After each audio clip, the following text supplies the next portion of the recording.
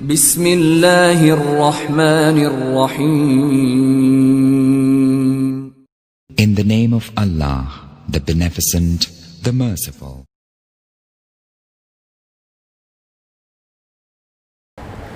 السلام علیکم ورحمۃ اللہ وبرکاتہ. نحمدہ ونصلی علی رسولہ الکریم. اما بعد، فاعوذ باللہ من الشیطان الرجیم. بسم اللہ الرحمن الرحیم. الصلاۃ والسلام علیک یا رسول اللہ وعلی آلک واصحابک یا حبیب اللہ. صحیح عقائد و افکار، صالح سیرت اور پاکیزہ اخلاق سے انسانی زندگی کو سکون و اطمینان قرار حاصل ہوتا ہے، اور اسلام ہی وہ دین ہے جس پر چل کر انسان سکون و اطمینان کے ساتھ دین و دنیا کی بھی کامیابی حاصل کر سکتا ہے. پھر اسلام وہ دین ہے جو اللہ تعالیٰ کی طرف سے عطا کردہ ہے. قرآن شریف کے پارہ 3 سورہ آل عمران کی آیت نمبر 19 میں ارشاد فرمایا، ان الدین عند اللہ الاسلام، بے شک اللہ کے ہاں اسلام ہی دین ہے. رب العزت کی بارگاہ میں اس کے سوا کوئی اور دین مقبول نہیں. ہر نبی کا دین اسلام ہی تھا، لہٰذا اسلام کے سوا کوئی اور دین بارگاہ الہی عز و جل میں مقبول نہیں. لیکن اب اسلام سے مراد وہ دین ہے جو حضرت محمد مصطفیٰ صلی اللہ تعالیٰ علیہ وسلم لائے.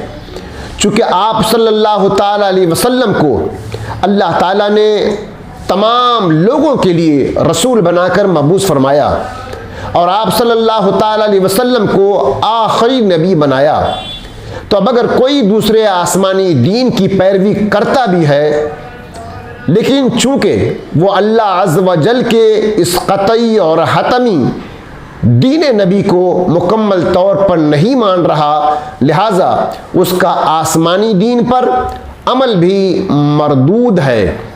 یہود و نصارہ وغیرہ کفار جو اپنے دین کو افضل و مقبول کہتے، اس آیت میں ان کے دعویٰ کو باطل فرما دیا گیا.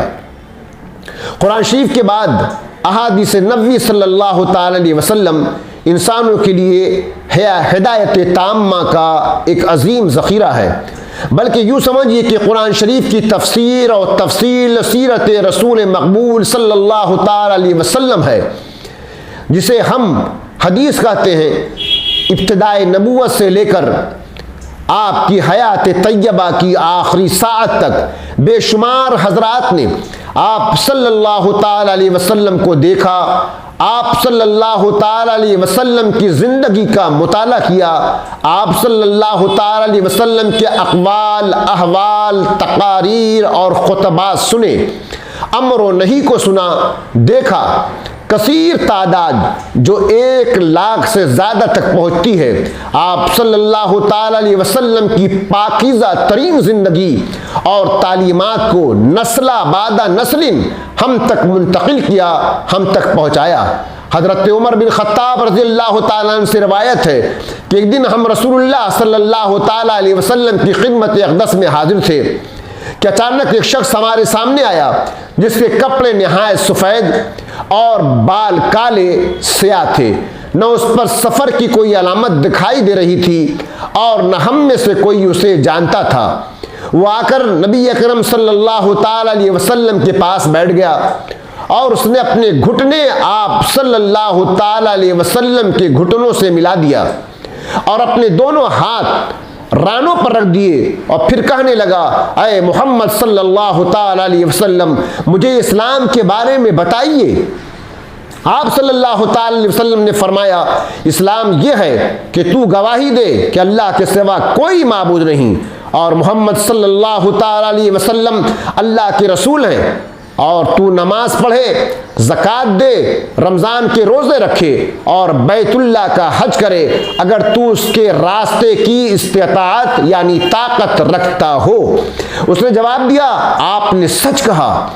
حضرت عمر رضی اللہ تعالیٰ عنہ فرماتے ہیں کہ ہمیں اس پر تعجب ہوا کہ وہ آپ سے سوال بھی کرتا ہے اور آپ صلی اللہ تعالیٰ علیہ وسلم کی تصدیق بھی کرتا ہے۔ اور پھر اس نے کہا مجھے ایمان کے بارے میں بتائیے۔ حضور صلی اللہ تعالیٰ علیہ وسلم نے فرمایا ایمان یہ ہے کہ اللہ کے فرشتوں، اس کی کتابوں، اس کے رسولوں اور آخرت کے دن پر اور اچھی بھلی اور بری تقدیر پر ایمان لائے۔ اس شخص نے کہا آپ نے سچ فرمایا۔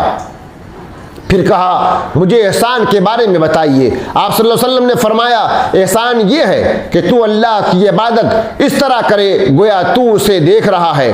اس نے پھر کہا مجھے قیامت کی خبر بتائیے۔ آپ صلی اللہ تعالی علیہ وسلم نے فرمایا مسئول سائل سے یعنی سوال کرنے والے سے جواب دینے والا زیادہ نہیں جانتا۔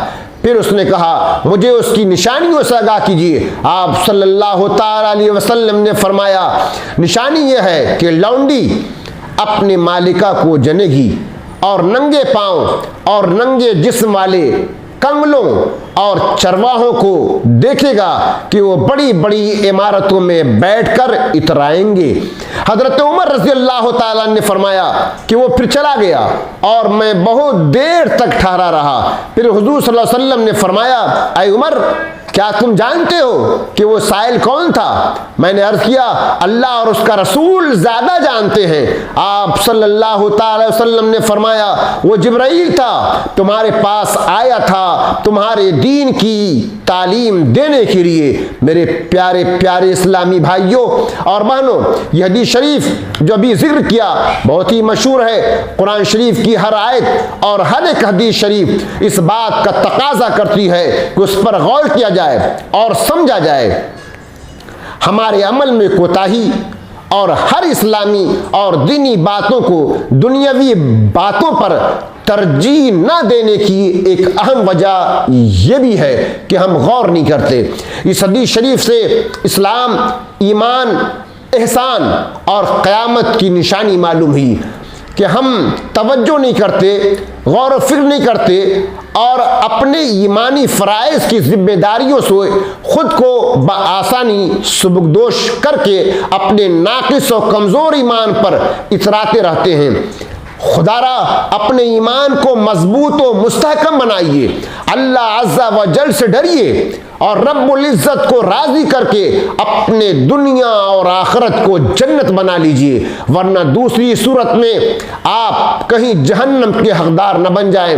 اللہ تعالی ہم سبوں کو نیک عمل کی توفیق رفیق عطا فرمائے، جملہ مسلمانوں کی عذاب جہنم اور عذاب نار سے ہمیشہ ہمیشہ کے لیے اللہ تبارک و تعالی حفاظت فرمائے، آمین ثم آمین۔ ذکر کردہ حدیث شریف سے اسلام، ایمان، احسان اور قیامت کی نشانی کا علم حاصل ہوا۔ انشاءاللہ تعالی آئندہ ہفتہ اس کی تشریح اور تفصیل پر گفتگو ہوگی۔ وآخر دعوانا الحمدللہ رب العالمین۔